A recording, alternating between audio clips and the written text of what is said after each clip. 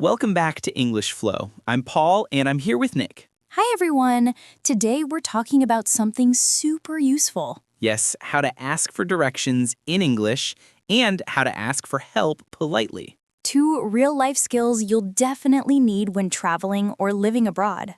Ready to learn? Let's go. So, Paul, imagine you're in a new city, you have no idea where you are. That sounds like me every time I travel. Same here. So, what's the first thing you say? A simple and friendly start is, "Excuse me, could you help me?" Perfect. It's polite, short, and it gets someone's attention. You can also say, "Excuse me, may I ask you something?" People respond very well to polite phrases like those. Now, let's say you're looking for a place.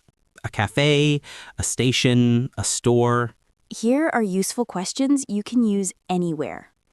How do I get to the train station? Where is the nearest bus stop? Is this the right way to the museum? Can you show me the way? Nice. And here's a phrase that always sounds natural. I'm a little lost. Yes, locals always help when you say that. Sometimes you need more than directions. Maybe you need help with something. Exactly, and polite English makes everything easier. Here are great examples. Could you help me for a moment? Would you mind helping me? Is it okay if I ask for your help? Can you explain this to me, please?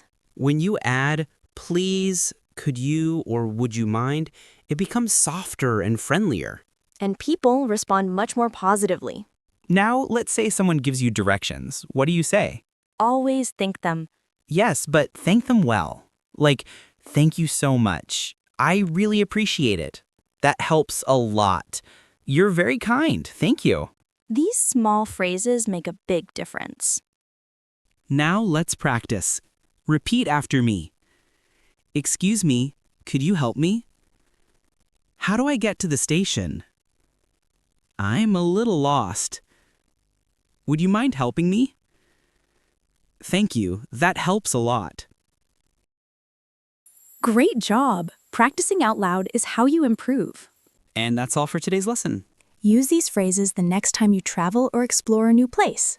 Keep practicing so you don't miss the next episodes. Consistency is the secret to progress in the world of languages. Don't forget to subscribe and like. See you in the next lesson.